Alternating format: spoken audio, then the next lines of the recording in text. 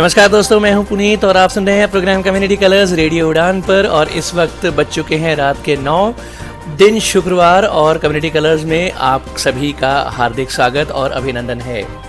Community colours एक ऐसा programme जिसमें होती हैं डिसेबिलिटी न्यूज़ और साथ ही साथ होते हैं बहुत सारी इंफॉर्मेशंस, जानकारियाँ, सूचनाएँ और बहुत से नए नए सेगमेंट्स भी।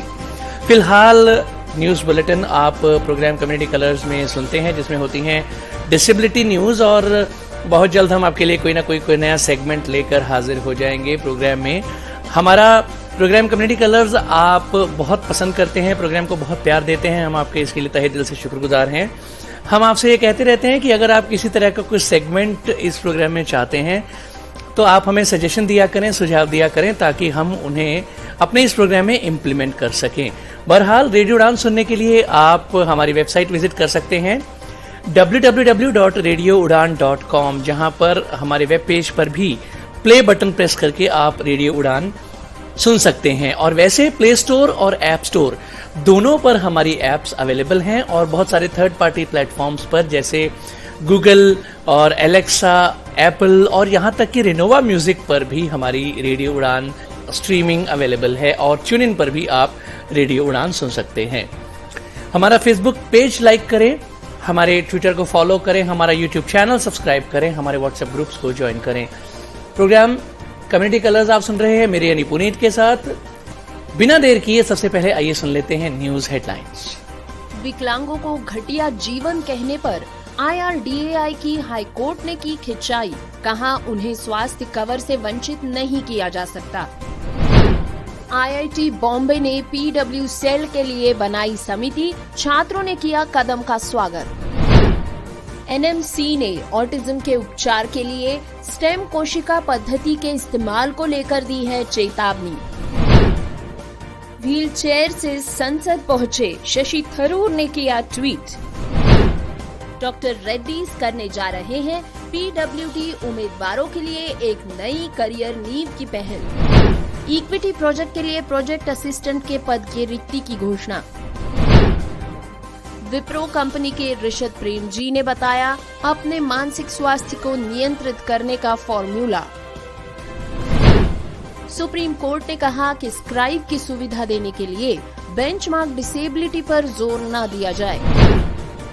मजदूर की बेटी ने दुबई पावर लिफ्टिंग में कांस्य पदक जीतकर मेरठ का बढ़ाया मान, कहीं बड़ी बात। फाइलेरिया उन्मूलन को लेकर घर घर जाकर दवाई खिलाई जाएगी बिहार में।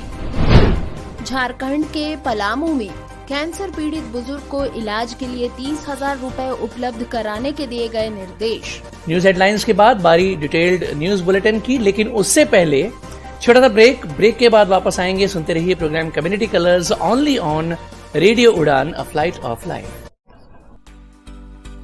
Hello from hidden voices. One vision, one voice.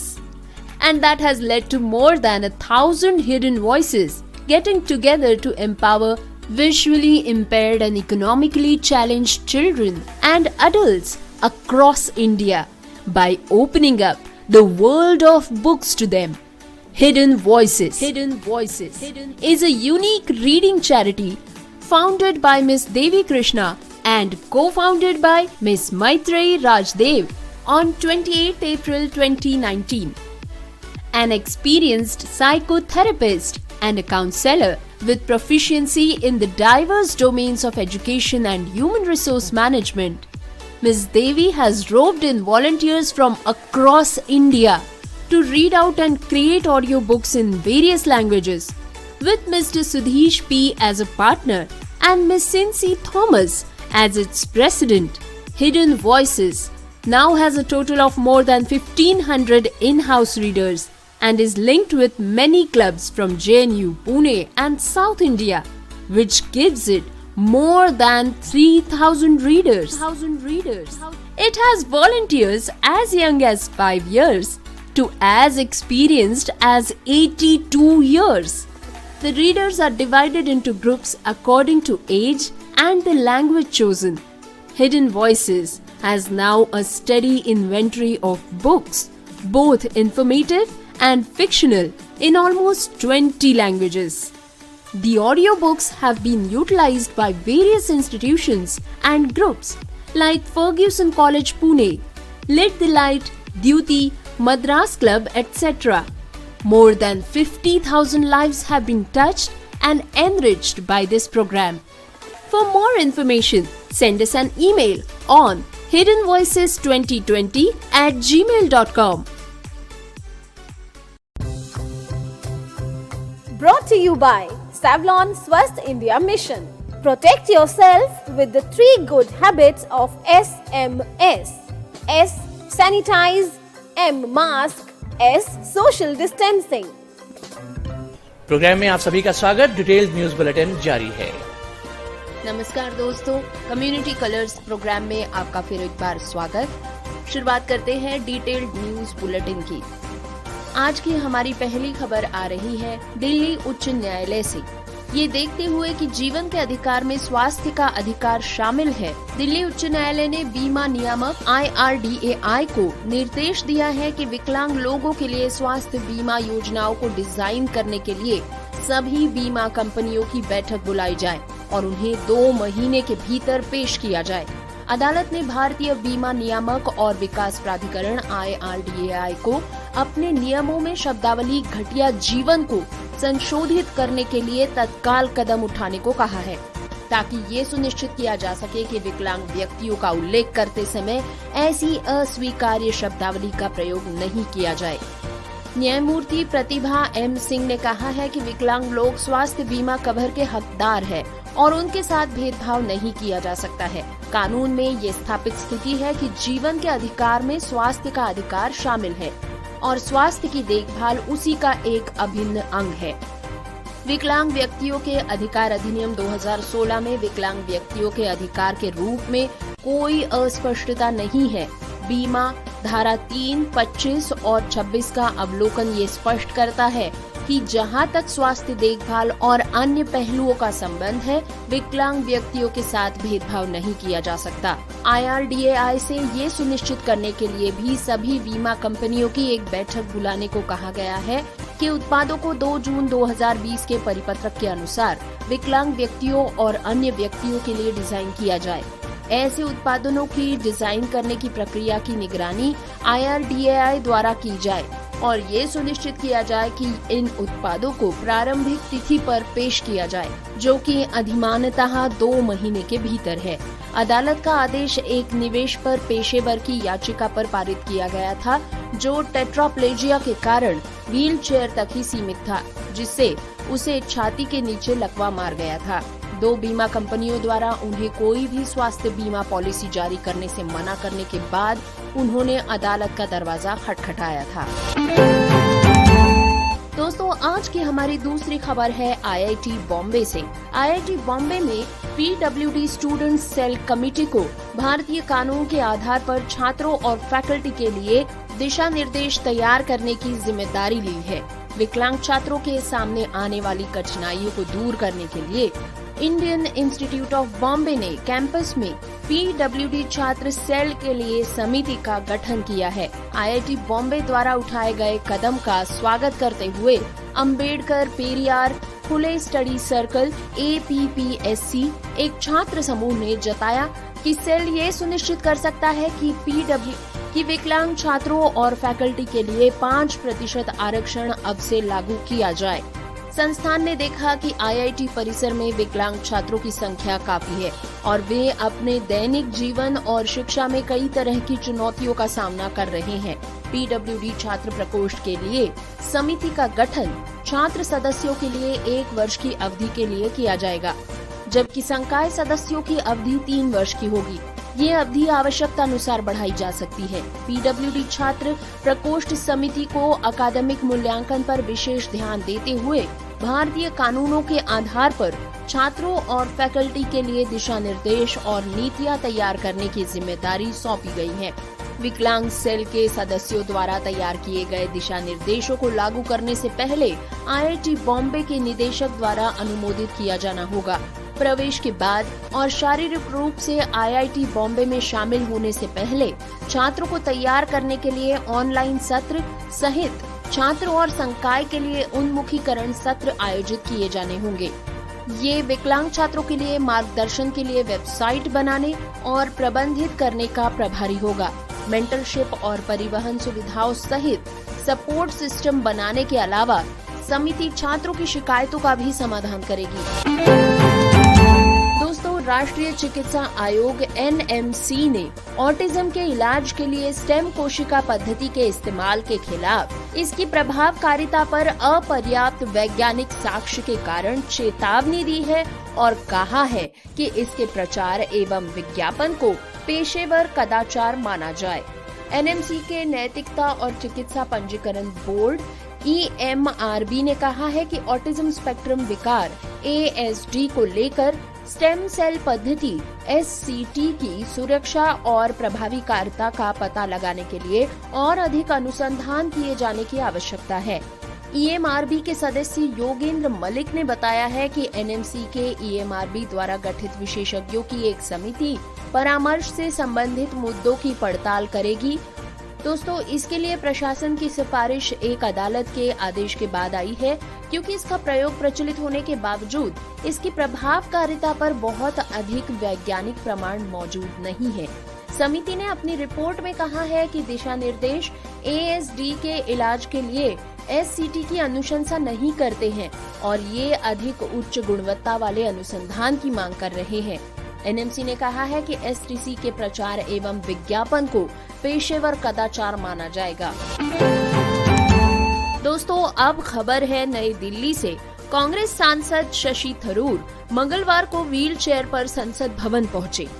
15 दिसंबर को संसद भवन की सीढ़ियों से उतरते वक्त उनका पैर फिसल गया था और उन्हें मोच आ गई थी, जिसके बाद उन्होंने व्हील चेयर से संसद भवन पहुंचकर सदन की कार्रवाई में हिस्सा लिया। सांसद शशि थरूर ने अपने आधिकारिक ट्विटर हैंडल से व्हील चेयर में बैठे हुए फोटो भी शेयर किया है। उन्होंने कैप्शंस में लिखा है कि इस अस्थायी अक्षमता ने मुझे सिखाया है कि हम कितने खराब तरीके से सुसज्जित हैं। केरल के तिरुवनंतपुरम से सांसद शशि थरूर ने निराशा व्यक्त की है कि दिव्यांग लोगों के लिए भारत कितना खराब है। उन्होंने ट्वीट किया है कि जब आपको व्हील चेयर से संसद में प्रवेश करना पड़े, जहां 9 नंबर के दरवाजे पर रैंप के साथ केवल एक प्रवेश द्वार होता है, लोकसभा के लिए 4 मिनट की अच्छी यात्रा करनी पड़े, इस अस्थायी अक्षमता ने मुझे सिखाया है कि हम दिव्यांग लोगों की मदद करने के लिए कितनी खराब स्थिति में हैं। दोस्तों, आपको बता दें कि ये पोस्ट किए जाने के बाद शशि थरूर जी के ट्विटर को 12,000 से भी अधिक लाइक मिल गए हैं। उनकी पोस्ट पर कई यूजर्स ने कमेंट्स भी किए हैं। कुछ ने इशारा किया है कि उनकी अस्थायी चोट में सहायता के लिए कम से कम 3 सहायक थे, जबकि राष्ट्र की अधिकांश दिव्यांग आबादी को अपनी मदद खुद करनी पड़ती है। एक यूजर ने लिखा है, ठीक है, कोई भी वास्तव में इन मुद्दों को 100% तक नहीं समझ सकता है जब तक कि उनके साथ ऐसा न हो। आपको या किसी को दोष देने के लिए नहीं, लेकिन कम से कम आपके पास सहायता थी। एक दिव्यांग शिक्षक की कल्पना करें जिसे 25 साल तक काम करना पड़ा। पहली मंजिल पर क्लास लेने के लिए उन्हें हर दिन सीढ़ियां चढ़ने के लिए कितनी मशक्कत करनी पड़ी होगी। एक दूसरे यूजर ने लिखा है, सर, संसद में कम से कम हमारे पास एक प्रवेश द्वार तो है। रेलवे स्टेशन, हवाई अड्डे, स्मारक, मंदिर और कई अन्य महत्वपूर्ण स्थान है जहां दिव्यांग जनों के लिए कोई भी सुविधा नहीं है। इससे पहले सांसद ने ट्विटर पर लिखा था, संसद में एक सीढ़ी नीचे जाते समय मेरा पैर फिसल गया और मोच आ गई। कुछ घंटों तक कोई फर्क नहीं पड़ा, लेकिन दर्द और बढ़ गया और मुझे अस्पताल जाना पड़ गया। मैं अस्पताल में हूँ, आज संसद नहीं आ सकता। साथ ही विधानसभा क्षेत्र में पूर्व निर्धारित कार्यक्रमों को भी रद्द कर दिया गया है। डिटेल न्यूज बुलेटिन जारी है, लेकिन इससे पहले वक्त एक बार फिर एक छोटे से ब्रेक का है। ब्रेक के बाद फिर मिलेंगे। सुनते रहिए programme community colours only on radio Udaan, a flight of life. Hidden voices की तरफ से आप सभी का स्वागत। हिडन वॉइसेस, एक दृष्टि एक आवाज, और इसने पूरे भारत में दृष्टिबाधित और आर्थिक रूप से विकलांग बच्चों और वयस्कों को किताबों की दुनिया खोलकर सशक्त बनाने के लिए 1000 से भी अधिक छिपी हुई आवाजों को मिलाया है। 28 अप्रैल 2019 को देवी कृष्णा द्वारा स्थापित और सुश्री मैत्री राजदेव द्वारा सह संस्थापित हिडन वॉइसेस एक अद्वितीय रीडिंग चैरिटी है। देवी एक अनुभवी मनोचिकित्सक और काउंसलर है और ह्यूमन रिसोर्स मैनेजमेंट की एक दक्ष प्रबंधक है। देवी ने पूरे भारत के विभिन्न भाषाओं के स्वयंसेवकों को दृष्टिबाधितों के लिए ऑडियो किताब पढ़ने और बनाने के लिए तैयार किया है। एक भागीदार के रूप में श्री सुधीश पी और इसके अध्यक्ष के रूप में सुश्री सिंसी थॉमस के साथ हिडन वॉइसेस के अब कुल 1,500 से भी अधिक इन हाउस पाठक है और ये JNU, पुणे और दक्षिण भारत स्थित कई क्लबों से जुड़ा हुआ है, जिसके चलते अब हिडन वॉइसेस के पास 3,000 से भी अधिक पाठक है। इसमें सबसे छोटे पाठक 5 साल की उम्र से लेकर सबसे बड़े पाठक 82 साल के अनुभव वाले स्वयंसेवक है। पाठकों को उम्र और चुनी गई भाषा के अनुसार ग्रुप्स में बांट दिया जाता है। हिडन वॉइसेस के पास अब लगभग 20 भाषाओं में जानकारी पूर्ण और काल्पनिक दोनों ही तरह की पुस्तकों की एक सूची तैयार है। इन ऑडियो पुस्तकों का उपयोग विभिन्न संस्थानों और समूहों जैसे कि Ferguson college Pune, lit the light, Dyuti, Madras club आदि द्वारा किया गया है। इस कार्यक्रम ने 50,000 से भी अधिक लोगों की जिंदगी को समृद्ध बनाया है। अधिक जानकारी के लिए हमें ईमेल करें hiddenvoices2020@gmail.com पर। प्रोग्राम में आप सभी का स्वागत। डिटेल्ड न्यूज बुलेटिन जारी है। दोस्तों, अब खबर डॉक्टर रेड्डीज के PWD उम्मीदवारों के लिए शुरू की गई नई पहल की। 18 से 35 आयु के वर्ग के PWD उम्मीदवारों के लिए डॉक्टर रेड्डीज ने ग्रो नाम का एक प्रोग्राम शुरू किया है। ये उन उम्मीदवारों के लिए है जिनकी विकलांगता 60% तक है। ग्रो PWD युवाओं की मदद करने और उन्हें प्रेरित करने के लिए है। ये डॉक्टर रेड्डीज की एक पहल है जो उन्हें अपना करियर शुरू करने में और कमाई करने में परिवार का समर्थन करने के लिए तैयार करेगी। यदि आप 2 महीने के प्रशिक्षण कार्यक्रम में नामांकित होना चाहते हैं तो कृपया डॉक्टर रेड्डीज का एक गूगल फॉर्म भरें। एक उम्मीदवार का सफलतापूर्वक प्रशिक्षण पूरा करने के बाद उन्हें नौकरी ढूंढने में सहायता के साथ प्रशिक्षण निःशुल्क दिया जाएगा। दोस्तों, संगत एक गैर सरकारी गैर लाभकारी संगठन है जिसका मुख्यालय गोवा में है, जिसके केंद्र नई दिल्ली, भोपाल और पुणे में स्थित है।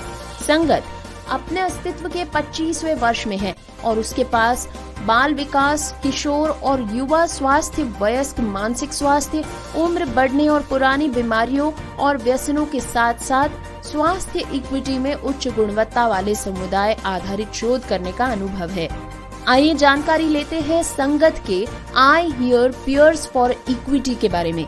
आई hear peers for equity P4E का उद्देश्य एक डिजिटल कोर्स और मेंटल फेलोशिप के माध्यम से विकलांगता और LGBTQI+ समूह के शोधकर्ताओं और समर्थकों का एक समूह विकसित करना है। P4E health equity advocacy and research I hear की पहल के तहत कई परियोजनाओं में से एक है। आई हियर संगत भोपाल में आयोजित एक सहयोगी प्रयास है जिसका उद्देश्य स्वास्थ्य इक्विटी प्राप्त करने के लिए भागीदारी दृष्टिकोण का उपयोग करना है। और अब इस प्रोजेक्ट के लिए एक प्रोजेक्ट असिस्टेंट के पद की रिक्ति की घोषणा की गई है। आइए सुनते हैं पद के बारे में कुछ अधिक जानकारी। पद की संख्या 1, project I hear peer for equity, स्थान भोपाल मध्य प्रदेश, कार्यकाल 6 महीने, प्रदर्शन और वित्त पोषण के अधीन बढ़ाया जाएगा। समय पूर्णकालिक, सप्ताह में 5 दिन काम करना होगा। वेतन लगभग 30,000 प्रति माह। CTC, EPF, स्वास्थ्य बीमा, ग्रेजुएटी सहित सभी कर्मचारी लाभ संगठनात्मक नीति के अनुसार अतिरिक्त होंगे। आवेदन की अंतिम तिथि 25 दिसंबर 2022। साक्षात्कार रोलिंग के आधार पर आयोजित किए जा सकते हैं। ज्वाइनिंग डेट 1 जनवरी 2023 है। इसके लिए उम्मीदवार को भोपाल में स्थानांतरित होने के लिए तैयार होना होगा। बाद में कुछ समयों को छोड़कर उम्मीदवार को घर से ही काम करने का विकल्प दिया जा सकता है। इस पद के लिए आवश्यकता और पात्रता है सामाजिक विज्ञान, सार्वजनिक स्वास्थ्य, सामाजिक कार्य, मनोविज्ञान, नृविज्ञान या लिंग अध्ययन और अन्य संबंधित क्षेत्रों में स्नातकोत्तर डिग्री होना या फिर प्रासंगिक अनुभव के कम से कम 1 वर्ष के समान क्षेत्रों में स्नातक डिग्री होना। विकलांग लोग और LGBTQIA+ समुदायों के साथ काम करने का अनुभव, अंग्रेजी तथा हिंदी में उत्कृष्ट संचार कौशल, उत्कृष्ट MS Excel ज्ञान, इंटरनेट आउटलुक और ईमेल के साथ MS ऑफिस में कुशलता, कम से कम 6 महीने की प्रतिबद्धता, डिजिटल पाठ्यक्रम या क्षमता निर्माण कार्यक्रमों में प्रबंधन में कम से कम 6 महीने का अनुभव, सोशल मीडिया सामग्री निर्माण, वेबसाइट विकास और डिजिटल कला पर काम करने का अनुभव या रुचि। इस पद के लिए वेतन योग्यता और अनुभव के अनुरूप होगा। प्रारंभिक नियुक्ति की तारीख से 3 महीने के लिए की जाएगी, जिसमें प्रदर्शन की समीक्षा के आधार पर 1 वर्ष तक नवीनीकरण किया जा सकता है। दोस्तों, अब हम एक जरा अलग विषय पर खबर सुनने जा रहे हैं।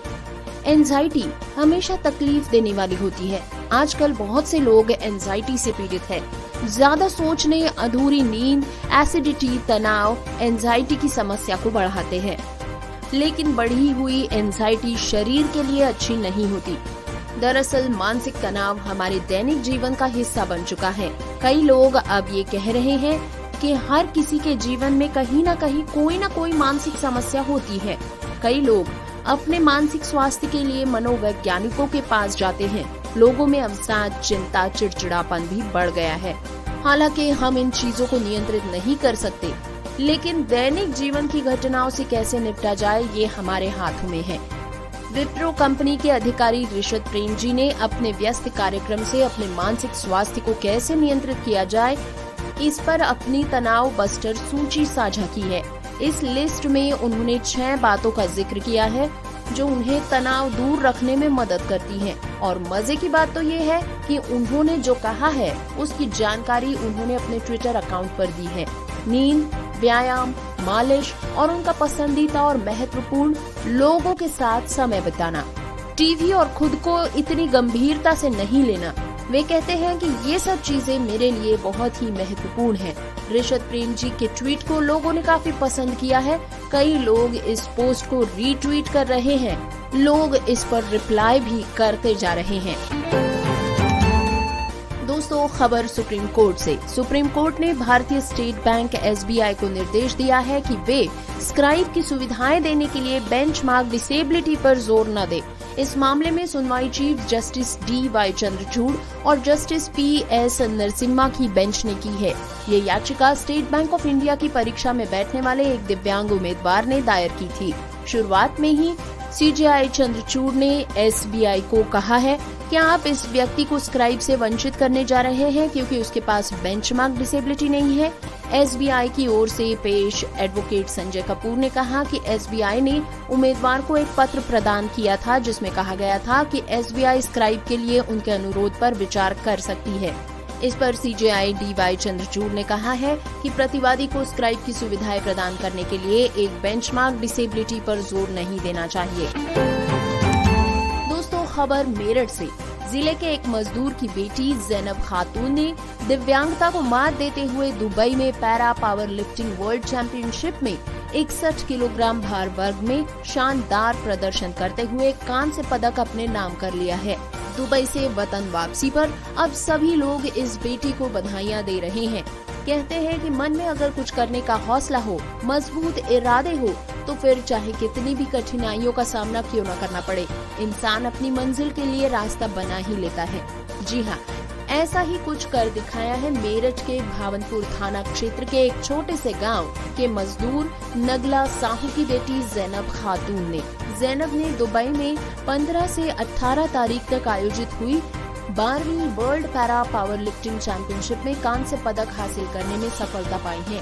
हालांकि बैसाखी का सहारा लेकर इस बेटी को चलना पड़ता है, लेकिन इसके हौसले बुलंद हैं।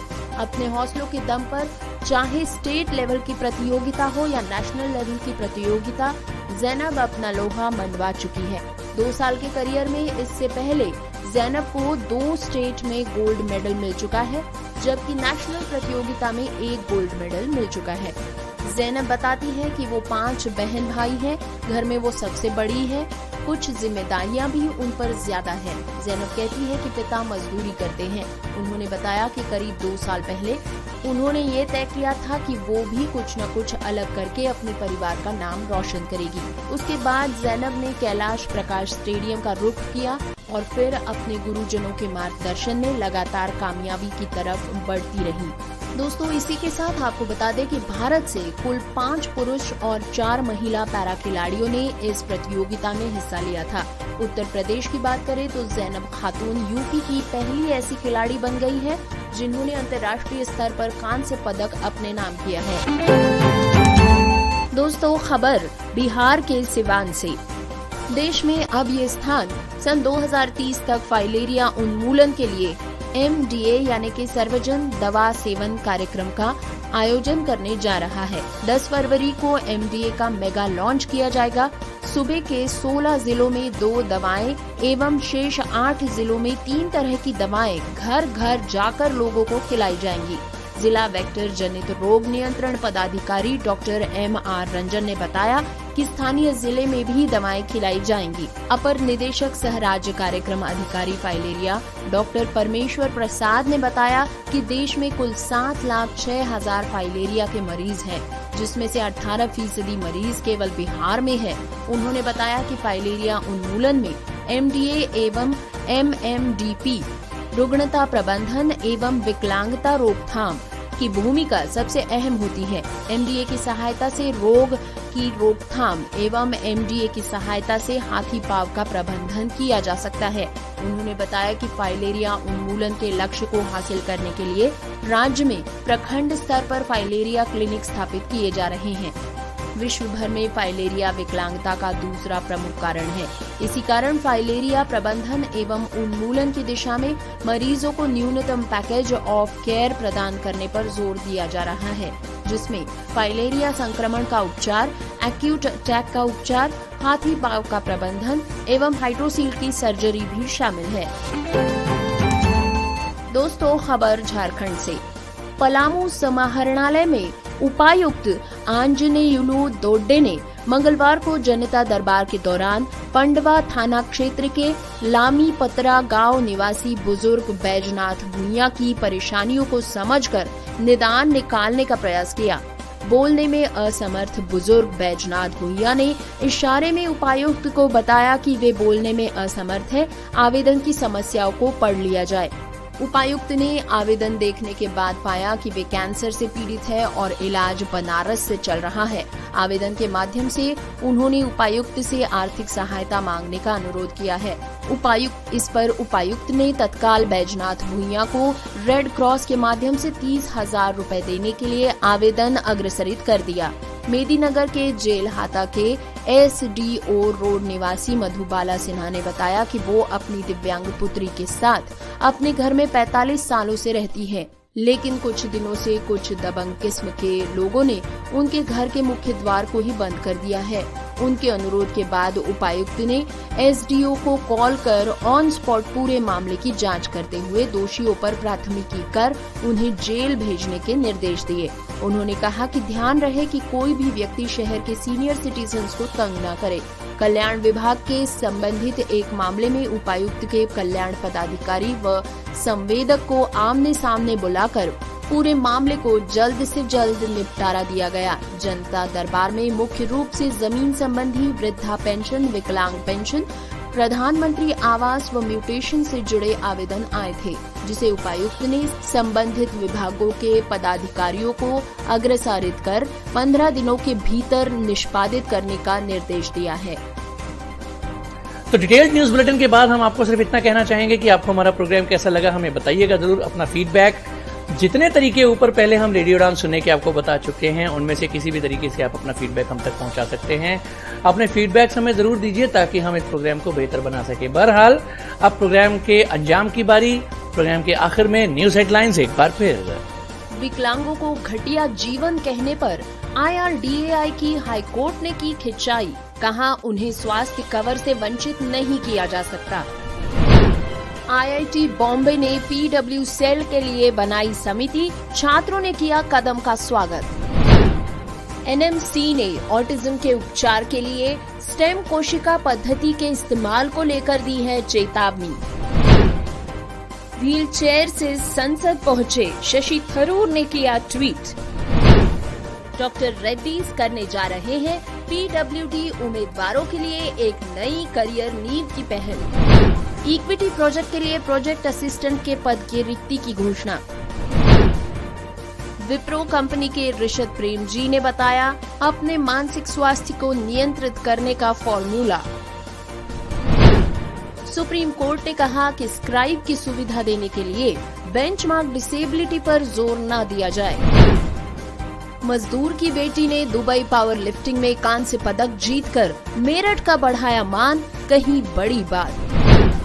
फाइलेरिया उन्मूलन को लेकर घर घर जाकर दवाई खिलाई जाएगी बिहार में। झारखंड के पलामू में कैंसर पीड़ित बुजुर्ग को इलाज के लिए 30,000 रुपए उपलब्ध कराने के दिए गए निर्देश।